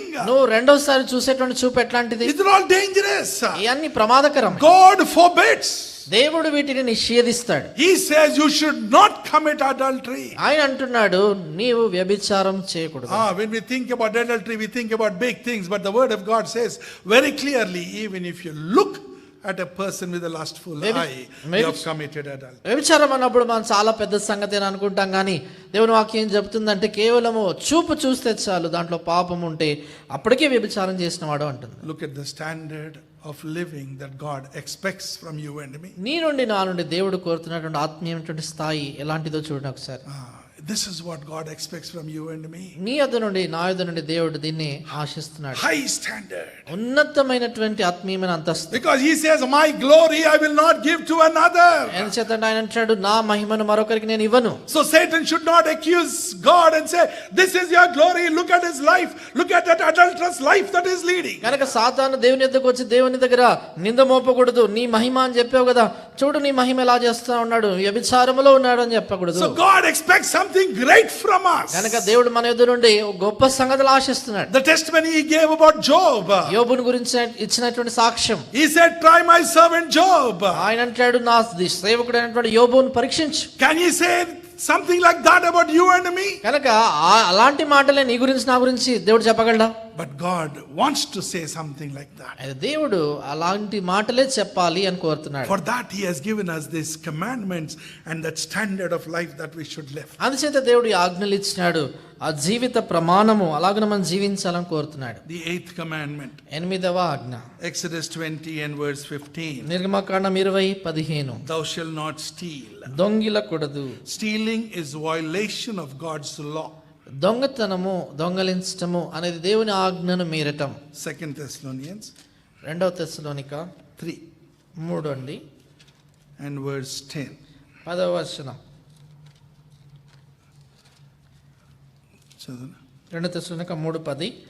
మరియు మేము మీ యొద్ద ఉన్నప్పుడు ఎవడైనను పని చేయనొలని ఎడల వాడు భోజనం చేయకూడదని మీకు ఆజ్ఞాపించితిం కదా. So this is very clear that the word of God says, if anyone will not work, neither shall he eat. కనుక ఇది ఇక్కడ స్పష్టంగా ఉంది, ఎవడైనను పని చేయనొలని ఎడల వాడు భోజనం చేయకూడదు. That means you must work, earn and eat. దాని అర్థము నువ్వు పని చేసి సంపాదించి భోజనం చేయాలని.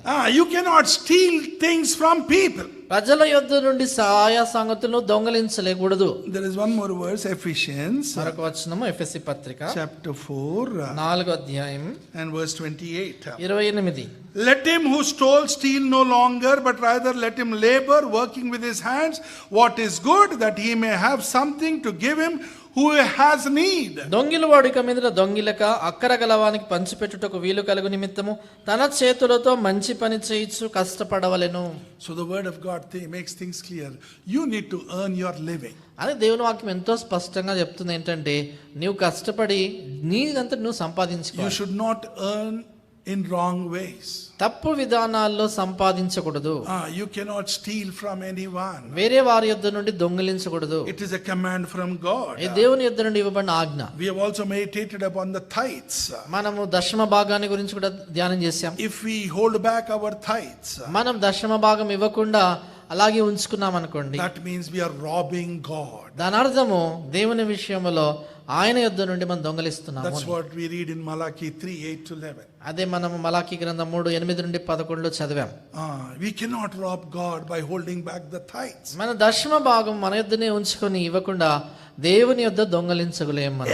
Every commandment we need to put ourselves there and see how far are we right or wrong. కానీ ప్రతి ఆజ్ఞల్లో మనం ఉంచుకొని ఎంతవరకు నేను సరిగా చేస్తున్నానా సరిగా చేయట్లేదా అని పరీక్షించుకో. But when we start putting ourselves and looking at those commandments and ourselves, I am sure everywhere we put an into mark on each one of కనుక us. ఈ ఆజ్ఞలన్నింటినీ కూడా ఆజ్ఞల్లో మనం ఉంచుకొని పరీక్షించుకొని ఇలా చేస్తున్నానా లేదా, దాని ప్రకారంగా ఉన్నానా లేదా అన్న ప్రతి విషయంలో కూడా కాదు చేయట్లేదని అక్కడ మనము చెప్పాల్సి వస్తుంది. God expects something big and good from us. దేవుడు మన యొద్ద నుండి గొప్ప సంగతుల్ని మంచి సంగతుల్ని ఆశిస్తున్నాడు.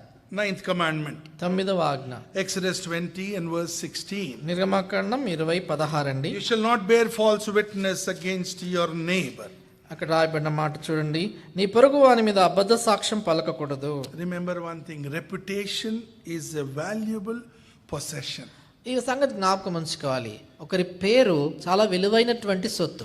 There is so much that they have done to get that reputation. ఒకరు పేరు వారి కీర్తి సంపాదించుకునే దానికి ఎంతో ప్రయాసపడి ఉంటారు. We know so many people who have got a very good name because of the good works they have done. అనేకుల గురించి మనం ఎరుగుతాం, వారు చేసినటువంటి సత్క్రియలను బట్టి వారి మంచి పేరు సంపాదించుకుని ఉంటారు. And that we cannot tarnish by speaking something against them. కనుక అలాంటి మంచి పేరుని వారికి వ్యతిరేకంగా మాట్లాడి దాన్ని మనము ఆ పేరుపై బురద చల్లటం అనేది చేయకూడదు. 22 Proverbs and verse 1.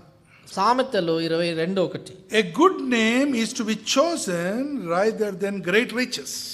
సామెతలు 22:1. గొప్ప ఐశ్వర్యం కంటే మంచి పేరును వెండి బంగారముల కంటే దయయు కోరదగినవి. Again Ecclesiastes అలా ప్రసంగి గ్రంథం 7 7వ అధ్యాయం and verse 1. మొదటి A వచనం. good name is better than precious ointment. సుగంధ తైలము కంటే మంచి పేరు మేలు. So what we understand here is a reputation of a person depends on our tongue. కనుక ఇక్కడ అర్థమయ్యేది ఏంటంటే ఒక వ్యక్తి యొక్క మంచి పేరు అనేది మన నాలుకను ఉపయోగించే దాని మీద ఆధారపడి ఉంటుంది. We have meditated when last few weeks before కొన్ని అంటే 2 వారాల క్రితం మనం దీన్ని ధ్యానం చేశాం. about this commandment అంటే ఈ ఆజ్ఞ విషయంలో ధ్యానించాం, where God has spoken to us so clearly అక్కడ దేవుడు ఎంతో స్పష్టంగా మనతో మాట్లాడాడు that we are not supposed to speak or gossip about anyone unless it is good. కనుక మన అక్కడ ఇది మంచిదైతే తప్ప వేరొకరి గురించి మనం ఏది కొండెములుగా కానీ వేరొకరి గురించి సంభాషించడం తప్పుగా అనేటువంటిది చేయకూడదు అని చూసాం. I have given an example last time, I'll give it once again. గతసారి నేను ఒక ఉదాహరణ చెప్పాను, మరొకసారి ఇస్తాను. There was one lady who used to always speak wrong about the pastor of that church. ఒక స్త్రీ ఉండింది సహోదరి, ఎల్లప్పుడూ కూడా ఆ సంఘం యొక్క పాస్టర్ గారికి వ్యతిరేకంగా తప్పుగా మాట్లాడేది. Every time you find her, she's talking something against that pastor. ఆమె ప్రతిసారి ఎక్కడ చూసినా కూడా ఆ పాస్టర్కి వ్యతిరేకంగా ఏదో ఒకటి మాట్లాడుతూ ఉండేది. And one day she was sitting down in the church listening to a message. ఒక దినాన ఆమె సంఘంలో కూర్చొని ఒక వర్తమానం వింటా ఉంది. And she was convicted by the word of God. దేవుని యొక్క వాక్యం చేత ఆమె ఒప్పించబడింది. And she understood what she has done is wrong. ఆమె గ్రహించింది తాను చేసిన తప్పు పొరపాటని. So she went to the pastor. అంచేత పాస్టర్ గారి దగ్గరికి వెళ్ళింది. And she said, I need to apologize. ఆమె ఏం చెప్పిందంటే, పాస్టర్ గారు నేను మీ యొద్ద క్షమాపణ కోరాలనుకుంటున్నాను. I have degraded your name. మీ పేరునంతా నేను పాడు చేశానండి. I have spoken so many false things about you. మీ విషయమే చాలా తప్పు సంగతులు, అబద్ధాలు అన్ని కూడా నేను చెప్పాను. Today God has spoken to me. ఇది నాన్న దేవుడు నాతో మాట్లాడాడు. So I have come to ask you forgiveness. గనుక నేను మీకు క్షమాపణ కోరడానికి వచ్చాను. The pastor said, అప్పుడు పాస్టర్ గారు అన్నారు, I forgive you. నేను క్షమిస్తున్నాను. But you must do a small thing. అయితే ఒక చిన్న సంగతి చేయండి అని You చెప్పాడు. go home. మీరు ఇంటికి వెళ్ళండి. You take a fowl, a chicken. మీరు ఒక కోడిని తీసుకొని and then kill it. దాన్ని చంపి Take out all the feathers. దాని ఈకలన్నీ తీసేసి Go to the topmost building of our town. మన ఊర్లో లేక మన పట్టణంలో ఉన్నటువంటి అన్నిటికన్నా పెద్ద భవనము బిల్డింగ్ మీదకి వెళ్ళండి. And then you throw the feathers there in the air. ఆ గాలిలోనికి ఆ ఈకలన్నీ విసిరేయండి అన్నాడు. She went and did as the pastor told. ఆమె వెళ్ళింది, పాస్టర్ గారు చెప్పినట్లు చేసింది. Then she came back to the pastor and said, ఆమె మరలా పాస్టర్ దగ్గరకు వచ్చి చెప్పింది, Pastor, I have done what you told me. ఆమె చెప్పింది, పాస్టర్ గారు మీరు చెప్పింది నేను చేశానండి అని. Then the pastor said, అప్పుడు పాస్టర్ అన్నారు, now go and collect all the feathers. ఇప్పుడు విసిరేసినటువంటి ఈకలన్నింటినీ మరొకసారి వాటిని వేరుకొని రమ్మన్నాడు. How is it possible? It's impossible. ఆమె నింది, ఎట్లా సాధ్యం అంటే అది అసాధ్యం కదా అనింది. Then the pastor said like this, అప్పుడు pastor ఇలాగన్నారు, what you have said, it's over. నువ్వు ఏదైతే చెప్పావో అది జరిగిపోయింది. ఇంకా You cannot remake the whole thing or redo the whole thing. ఒకసారి చెప్పిన దాన్ని మరలా నువ్వు సమకూర్చటమో మరలా దాన్ని సరి చేయటమో అనేది చేయలేవు. So before speaking, let us be very careful. అందుచేత మాట్లాడే దానికి మునిపే చాలా జాగ్రత్తగా ఉండాలి. Is it right about this person? ఈ వ్యక్తి గురించి మాట్లాడుతున్నా సరేనా? Does it glorify ఆ God? దేవుని మహిమపరుస్తుందా? Am I doing the right thing? నేను సరైన సంగతి We చేస్తున్నానా? need to question ourselves before speaking about anyone. అందుకనే ఎవరికైనా వ్యతిరేకంగా మాట్లాడే సమయంలో మాట్లాడాలని ముందుగా మనం ప్రశ్నించుకోవాలి. Lord Jesus said in Matthew chapter 7 and verse 5, యేసుప్రభువారు మత్తయి సువార్త 7:5 అన్నాడు, hypocrites, first remove the plank from your eye and then you will see clearly to remove the speck from your brother's eye. అంటాడు, వేషధారి, మొదట నీ కంటిలో ఉన్న దూలంను తీసివేసుకునము, అప్పుడు నీ సహోదరుని కంటిలో ఉన్న నలుసును తీసివేయటకు నీకు తేటగా కనబడును. So let us first check ourselves, examine ourselves, remove that dirt from us. కనుక మొదట మనం పరీక్షించుకుందాం, మన కంటిలో లేక మనలో ఉన్నటువంటి ఆ మలినాన్ని తీసేసుకుందాం. Then we will start finding fault about others. అప్పుడు తర్వాత ఇతరులు ఉన్నటువంటి తప్పులు ఏంటివో మనం చూడొచ్చు. Let us not be like vultures.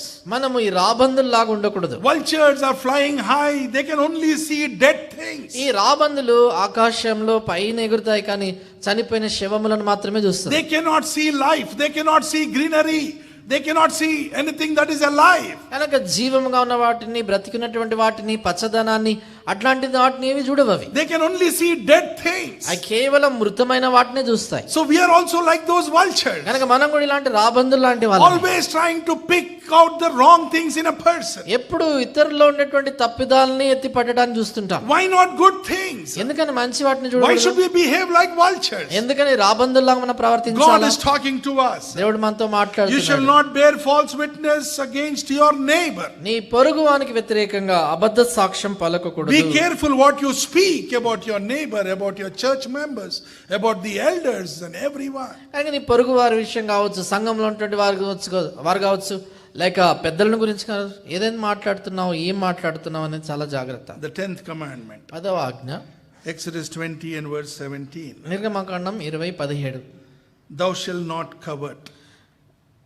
ఆశింపకూడదు. And look at 2 Timothy 2 chapter 3, 3వ అధ్యాయం 1 and 2. 1-2. But know this, that in the last days perilous times will come. For men will be lovers of themselves, lovers of money, boasters, proud, blasphemers, disobedient to parents, unthankful, unholy. అంత్యదినంలో అపాయకరమైన కాలంలో వచ్చని తెలుసుకున్నాము. ఎలాగనగా మనుషులు స్వార్థప్రియులు, ధనాపేక్షలు, బింకములాడువారు, అహంకారులు, దూషకులు, తల్లిదండ్రులకు అవిధేయులు, కృతజ్ఞత లేనివారు, అపవిత్రులు. So the word of God says, దేవుని వాక్యం చెప్తుంది, we are all in perilous times. మనమందరం అపాయకరమైన కాలంలో ఉన్నాం. We only love ourselves. మనము స్వార్థప్రియులు అంటే మనమే We ప్రేమించుకుంటాం. love money. మనం ధనాన్ని ప్రేమించే వాళ్ళమే. We want everything for ourselves. మనము అన్ని మనకే కావాలి We అనుకుంటాం. want to grab. We are covetous. We need everything that others have. మనము పేరాశ, దురాశ కలిగినటువంటి వారై ఇతరులు కలిగినటువంటి వాటన్నిటిని కూడా మన వశం చేసుకోవాలి, లాగుకోవాలనుకుంటున్నాం. Luke 12 and verse 15 says, లూకాసు వార్త 12:15 ఉంది, and he said to them, take heed and beware of covetousness, for one's life does not consist in the abundance of the things he possesses. 12:15 మరియు ఆయన వారితో, మీరు ఏ విధమైన లోభమునకు ఎడమియక జాగ్రత్త పడుడి, ఒకని కలిమి విస్తరించుట చేత వాని జీవమునకు మూలం కాదనెను. So let us be careful of covetousness. కనుక ఈ దురాశ విషయంలో జాగ్రత్తగా ఉండాం. For the word of God says, what you have doesn't consist anything. ఎంచేత దేవుని వాక్యం చదువుతుంది ఏంటంటే, నీ కలిమి విస్తరించుట చేత అది నీకు ఏం మేలు జరగదు. Your standards, your life is not measured by the things that you have. అంటే నీవు కలిగి ఉన్నటువంటి సంగతుల చేత నీ జీవితం అనేది దాన్ని అంచనా వేయలేము, దాన్ని తూచలేము. That is what the word of God says. అదే దేవుని వాక్యం But చెప్తుంది. what do we say? అది మనం ఏమంటాం? You have more money, you have more respect. కనుక నీకు డబ్బు ఎక్కువ ఉంటే గర్వం ఎక్కువ ఇస్తారు. That is what everyone does. అదే అందరూ చేస్తారు. And you feel you have more money, you have more security. కనుక నువ్వేమనుకుంటావు అంటే నా దగ్గర ధనం ఎక్కువ ఉంది కనుక నాకు ఎక్కువ భద్రత To అనుకుంటావు. gain this money, you start becoming covetous. కనుక డబ్బు సంపాదించాలని కొరకే పేరాశతో, దురాశతో And this సంపాదిస్తావు. covetousness is such a great sin that it will break all the other 9 commandments. కానీ ఈ లోభము, దురాశ అనేటువంటిది ఎంత భయంకరమైన పాపం అంటే మిగతా 9 ఆజ్ఞలన్నీ మీరేటట్టు చేస్తుంది. Everything will go for a toss if you are what you call commit this sin. కనుక వేరే సంగతుల్ని ఆశించి నువ్వు కోరుతున్నట్లు అవుతాయి, మిగతా అన్నిటిని కూడా మీరుతావు. You expect something else from somewhere which you give that place above God. కనుక నువ్వు ఏదో ఒకటి ఏదో ఆశిస్తావు, దానికి దేవుని కంటే గొప్ప స్థానాన్ని ఇస్తావు. To covetousness. కనుక దురాశతో To get that. దాన్ని To సంపాదించుకోవాలి, get a job. ఏదో ఉద్యోగం పొందాలని. You just say you're not a Christian at all. నువ్వు క్రైస్తవుడే కాదని చెప్పుకుంటావు. To do so many things, you to acquire more money, more position, you start violating these commandments. కనుక నువ్వు ఆయా సంగతులు సంపాదించుకునే దాని కొరకే ఆశిస్తావు, డబ్బు సంపాదన కొరకో లేక గౌరవం సంపాదించుకోవడానికి కొరకో దేవుని ఆజ్ఞలన్నింటినీ మీరుతావు. Honor your father and mother. You feel that spending money on your old parents is an expense. నీ తండ్రిని తల్లిని సన్మానించమంటే వృద్ధులైనటువంటి తండ్రిదండ్రుల విషయాలు డబ్బు ఖర్చు పెట్టడం అనేది వ్యర్థం అనుకుంటావు. So you want that money for yourself, for your children, their studies and all that. కనుక డబ్బు అంతా కూడా మనకే పెట్టుకుందాం, మన పిల్లలు మన చదువులు అవన్నీ లేవా వాటి కొరకు ఉంచుకుందాం అనుకుంటాం. So be careful. అందుచేత జాగ్రత్త. Covetousness is a dangerous sin. దురాశ అనేది చాలా ప్రమాదకరమైన పాపం అండి. If you sin in this covetousness thing, then you have sinned against all the other 9 commandments. ఇతరుల సంగతులు ఆశించడం, దురాశ కలిగి ఉండటం, దాంట్లో కానీ మనం తప్పిపోతే మిగతా ఆ 9 ఆజ్ఞల విషయంలో కూడా తప్పిపోతాం. Philippians 4, Philippi 11 and 12. 11-12 అండి. Not that I speak in regard to need, for I have learnt in whatever state I am to be content. I know how to be abased, I know how to abound everywhere, and in all things I have learnt both to be full and to be hungry, both to bound and to suffer need. 4:11 నాకు కొదవ కలిగినందున నేను ఇలాగ చెప్పట్లేదు, నేను ఏ స్థితిలో ఉన్నానో ఆ స్థితిలో సంతృప్తి కలిగి ఉండ నేర్చుకుని ఉన్నాను. దీన స్థితిలో ఉండ నెరుగుదును, సంపన్న స్థితిలో ఉండ నెరుగుదును, ప్రతి విషయంలోనూ అన్ని కార్యముల్లోనూ కడుపు నిండి ఉండుటకును, ఆకలి కొని ఉండుటకును, సమృద్ధి కలిగి ఉండుటకును, లేమిలో ఉండుటకును నేర్చుకుని ఉన్నాను. So being content is what is required. అనగా సంతృప్తిగా ఉండటం అనేది అవసరం. This will help you to hold on. ఇది నీ జీవితంలో నువ్వు నిలవబడటానికి సహాయపడుతుంది. That's what Paul says. అదే పౌలు చెప్తాడు. Such a rich man. అంత ధనవంతుడు. Then he came to a position where he was hungry also. ఆయన అలాంటి స్థితికి వచ్చాడంటే ఆకలిగా ఉన్నాను అంటాడు. But he says, I have been content with what I had. అయితే ఆయన అంటాడు, నేను ఏ స్థితిలో ఉన్నా కూడా సంతృప్తి కలిగి ఉన్నాను. So can these rules, can these laws be for us for life? గనక ఈ నియమాలు, ఈ ఆజ్ఞలు మన కొరకే, మన జీవిత కాలం అంతా కూడా పాటించే దాని కొరకే మనము పాటిస్తామా? The word of God says in 4:13 of Philippians, దేవుని వాక్యం చెప్తుంది ఫిలిప్పీ పత్రిక 4:13లో, I can do all things in Christ who strengthens me. అక్కడ రాయబడిన మాట, నన్ను బలపరచు క్రీస్తునందు నేను సమస్తం చేయగలను. So in Christ it is possible. అందుకని క్రీస్తునందు సాధ్యమే ఇవి. These 10 commandments are possible in Christ. క్రీస్తు యేసునందు ఈ 10 ఆజ్ఞలు చేయటం సాధ్యమే. So the word of God is trying to strengthen us. దేవుని వాక్యం మనల్ని బలపరచడానికి The ప్రయత్నిస్తుంది. word of God is trying to remind us దేవుని వాక్యం మనకి జ్ఞాపకం చేయడానికి that ప్రయత్నిస్తుంది. the standard of a good Christian life is different from what we think. గనక మనం అనుకునే దానికంటే క్రైస్తవ జీవిత ప్రమాణం, భక్తిగల జీవితం యొక్క అంతస్తు ఇంకా చాలా వేరేది. So the word of God says very clearly, అందుకని దేవుని వాక్యం చాలా స్పష్టంగా చెప్తుంది. you might be regular to church, మీరు సంఘానికి క్రమంగా you might రావచ్చు, be having family prayers, కుటుంబ ప్రార్థనలు you might ఉండొచ్చు, be into ministry, పరిచర్యలో మీరు you ఉండొచ్చు, might be having quiet time. మౌన ధ్యానం తీసుకుంటుండవచ్చు. All this is okay. ఇవన్నీ పర్వాలేదు. But the word of God says, దేవుని వాక్యం అంటుంది, in Christ, క్రీస్తు నందు.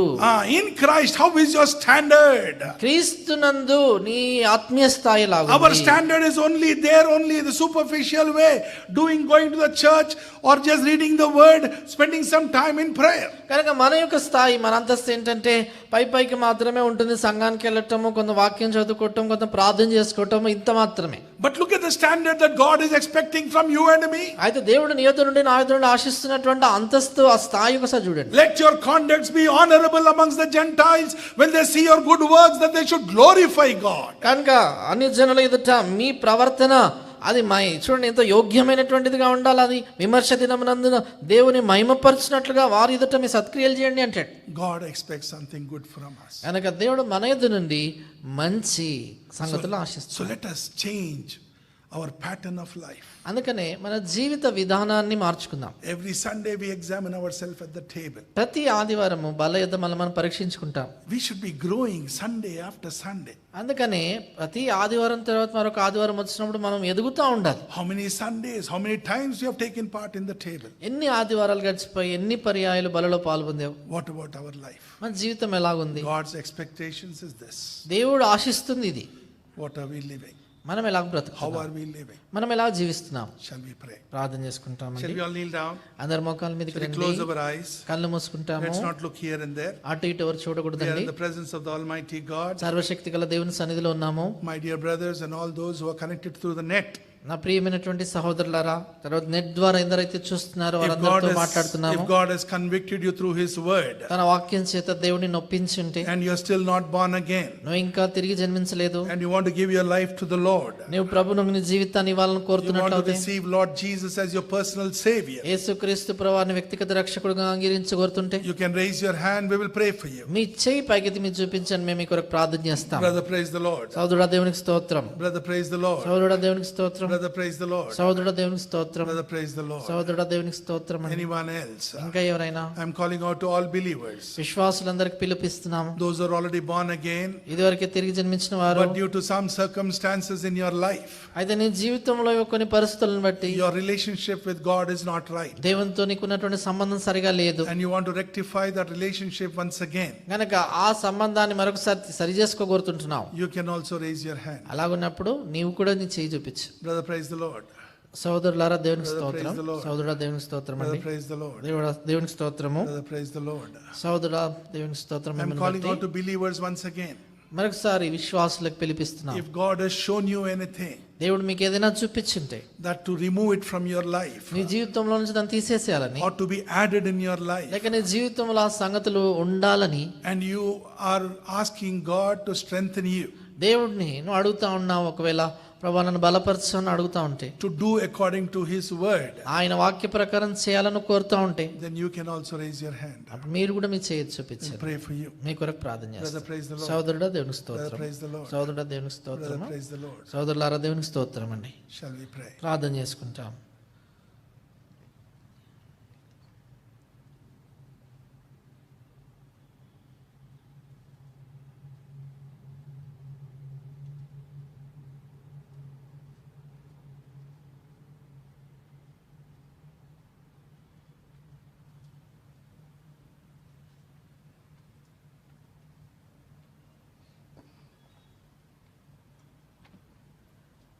తండ్రి, మీ వాక్యాన్ని బట్టి వందనాలు చెల్లిస్తున్నాము.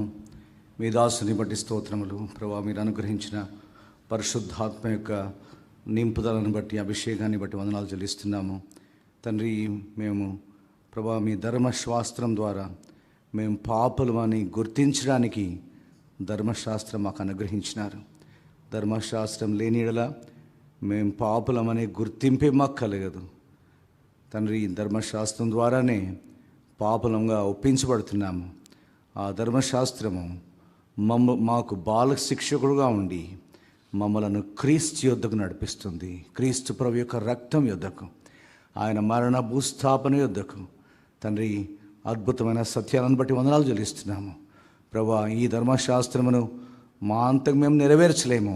ఇప్పుడు క్రీస్తు ద్వారా యేసుక్రీస్తు ప్రభువును హృదయంలో చేర్చుకొని, యేసు ప్రభువును మా హృదయంలో కలిగి ఉండి, ఆయన పరిశుద్ధాత్మ ద్వారా ఈ ధర్మశాస్త్రమును మేము మా జీవితంలో, అనుదిన జీవితంలో గైకొనగలము.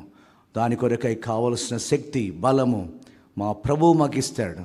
ఆయన ద్వారా, క్రీస్తు ద్వారా నేను సర్వమును చేయగలను, అన్నీ చేయగలను. క్రీస్తు నన్ను బలపరచు క్రీస్తు ద్వారా నేను సమస్తమును చేయగలను తండ్రి. ఈ అద్భుతమైన మీ వాక్యాలను బట్టి వందనాలు చెల్లిస్తున్నాను ప్రభా. మీ విత్తబడిన వాక్యం దీవించండి, నీరు కట్టండి, ఫలింపజేయండి.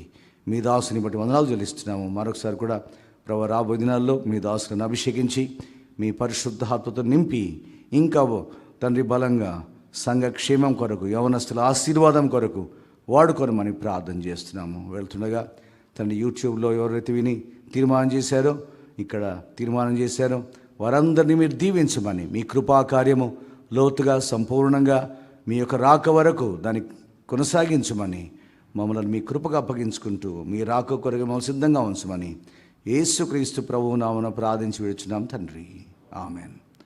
తండ్రి అయిన దేవుని ప్రేమయు, యేసుక్రీస్తు ప్రభు యొక్క కృపయు, పరిశుద్ధాత్మ సహవాసము మనందరికీ ప్రభు వచ్చే వరకు సదాకాలం తోడునుగాక, ఆమెన్.